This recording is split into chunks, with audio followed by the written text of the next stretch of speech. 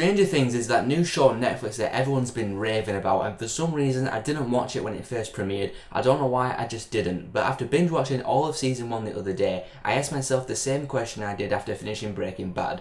Why didn't I watch this sooner? Stranger Things completely lived up to the hype for me. I thoroughly enjoyed my viewing of the show. From the opening scene of episode 1, I was hooked. When Will Byers vanishes into thin air, I immediately wanted to know where he went, what happened to him, and just what the hell was going on. And in the preceding episodes, my questions were slowly but surely answered, and I was captivated and sure as hell satisfied. Let's start off with the acting. It is fantastic. The 4 lead kids are the new Goonies as far as I'm concerned. They have wonderful chemistry with each other. They bicker and argue quite a few times, but they always feel like friends. You can always detect that friendship between them, and they're all individually likable, especially Dustin, or as I think of him as the new Chunk. He was awesome. But when it comes to the acting in Stranger Things, to me there are 2 standouts. Standout number 1 is Winona Ryder. She is on fire here. I can't remember the last time I was this convinced by a performance in anything. She spends a lot of her time in this show breaking down and crying over her son's disappearance, as well as coming up with some theories about the situation, no spoilers, and she just delivers her emotions so convincingly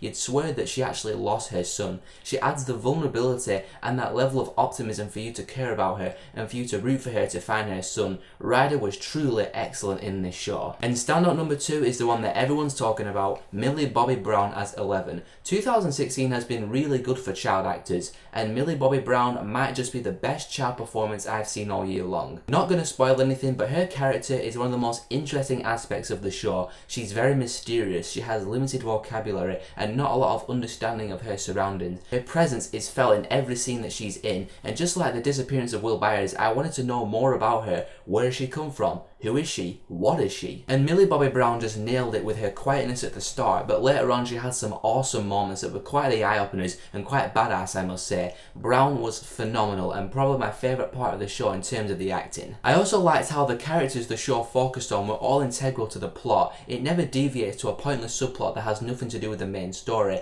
It seems like it does at first in the first couple of episodes with some people, but they do evolve into more meaning and importance to the story, so that was awesome. Moving away from the acting and characters, let's talk about the thing I saw people mention the most about this show, the 80s homages. This is straight up 80s. From the second it started, I felt like I was back in time watching the latest sci-fi from Spielberg. There's also some elements of John Hughes earlier on with some of the high school stuff, but what really engrossed me into it was the production design, which looks flawless with the costumes, the hair and makeup and the buildings, but most of all, the musical score by Michael Stein and Cal Dixon. The synthesized music is awesome. No other word for it, it was awesome. Not only does it engross you into the 80s homage, but it effectively builds tension in the scenes where it needs to. If you haven't seen the show yet, just YouTube the opening title sequence and thank me later.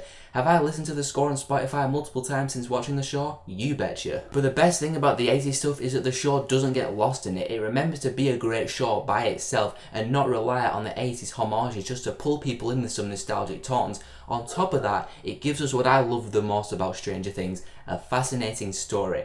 I had no idea what the story was going to be before watching the show. I managed to stay away from plot points and spoilers, thank God.